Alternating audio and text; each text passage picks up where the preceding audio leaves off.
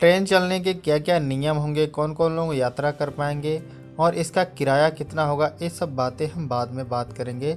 सबसे पहले बातें कर लेते हैं कि ऐसी सिचुएशन क्या बनी जिससे केंद्र सरकार को ट्रेन चलाने के लिए अनुमति देनी पड़ी। वीडियो को आगे बढ़ाने से पहले आपसे एक प्यार भरा रिक्वेस्ट है कि अगर आप हमारे चैनल पर नए हैं और आपने अभी तक हमारे चैनल को सब्सक्राइब नहीं किया है तो प्लीज़ चैनल को सब्सक्राइब कर लीजिए और बेल आइकन पे प्रेस करके ऑल पे क्लिक कर लेना ताकि आने वाली वीडियो आपसे मिस ना हो पाए। इसमें बिहार की मजदूरों की संख्या अगर जोड़े तो लगभग 30 लाख के आर पार है, इससे कम नहीं, इससे ज़्यादा ही है। तो और उत्तर प्रदेश की अगर जोड़े तो इसमें भी 28 से 29 लाख मजदूर जो हर स्टेट में अलग अलग जगहों पर काम करने के लिए जाते हैं और वो इस लॉकडाउन में फंसे हुए हैं। अब वापसी होगी तो सबकी इकट्ठी होगी और जब इतने लोग इकट्ठे घर के लिए निकलेंगे तो आप ही बताइए क्या हालत होगी। वैसे बिहार सरकार ने जो फैसला लिया था कि हम इसमें भाई सक्षम नहीं हैं अपने यहाँ के मजदूरों को लाने के लिए, तो कई लोगों ने उनको असफल बताया।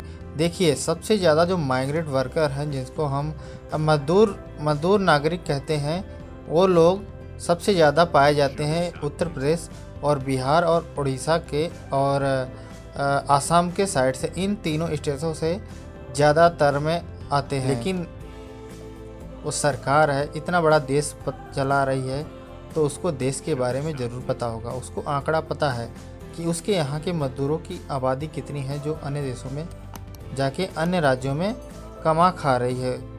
उसको पता है कि अगर लगभग 28 लाख लोगों को अगर लाना पड़े एक दिन तो कम से कम 1,70,000 से 80,000 बसों की ज़रूरत पड़ेगी।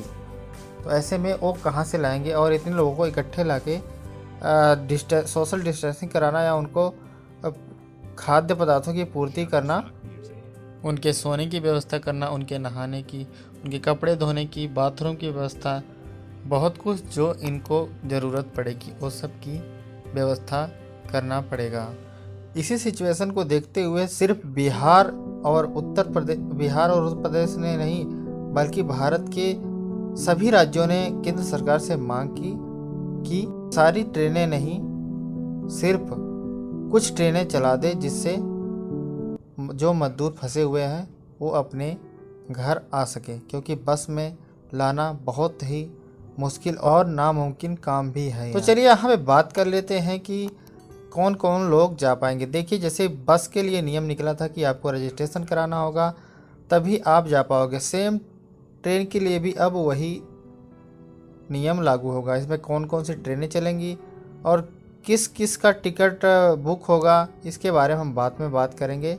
लेकिन यहाँ पे जो जो ट्रेनें चलेंगी वो स्पेशल सिर्फ और सिर्फ मजदूरों के लिए चलेंगी, इसमें अन्य लोग यात्रा नहीं कर पाएंगे। जो लोग यात्रा करेंगे उनको अपने राज्य सरकार के द्वारा अनुमति मिलेगी। जैसा कि बसों के लिए अनुमति लेना था वैसा ही अब ट्रेनों के लिए भी अनुमति लेंगी। जिन जिन का टिकट बुक हो रखा है उनके लिए जैसे ही जानकारी प्राप्त होगी आप तक पहुंचा देंगे। अब इसमें बात करते हैं किराए की। तो किराए की बात करें तो आज तारीख 1 मई को सुबह मॉर्निंग 4 साढ़े 4 बजे एक तेलंगाना यानी हैदराबाद से हटिया मतलब झारखंड के लिए एक ट्रेन चली जिसमें 1200 प्रवासी मजदूरों को उनको फंसे हुए थे उनको अपने घर भेजा गया। तो उनसे एक भी रुपया किराया नहीं लिया गया, क्योंकि उनकी सरकार ने बोला था कि उनका किराया हम देंगे और उनको फूड पैकेट और एक एक बोतल पानी भी दिया गया। अब यहाँ पे जो जानकारी निकल के आ रही है कि आपका जो टिकट बुकिंग है उस पे आपको 50 रुपये प्लस किया जाएगा। 30 रुपये मतलब 30 रुपये आपके खाने के लिए और 20 रुपये पानी की बोतल के लिए एक टाइम दिया जाएगा। दूसरे टाइम के लिए आपको फिर से ख़रीदना पड़ सकता है या कोई और अन्य जानकारी होगी तो उसके लिए हम जल्द ही नई वीडियो में बता देंगे। अब बात कर लेते हैं यार कौन कौन से जा सकते हैं। उसके लिए मैंने पहले ही बता दिया है और कौन कौन सी ट्रेनें चलेंगी इसके बारे में अभी कुछ स्पष्ट नहीं है। मुझे तो लगता ट्रेन का नंबर भी नहीं बता सकते इस पे हम, क्योंकि अभी कोई साफ जानकारी प्राप्त नहीं हुई है। और जिन लोगों के मन में यह सवाल उठ रहा है कि उनके स्टेशन पे ट्रेनें रुकेंगी कि नहीं रुकेंगी, तो उनका सवाल मैं यहाँ पे क्लियर कर देता हूँ कि आप बिल्कुल भी चिंता ना करें, आपके स्टेशन पर भी ट्रेन रुकेगी और आप आसानी से उसमें यात्रा भी कर पाएंगे, अगर आपके पास आपके राज्य की अनुमति होगी तो।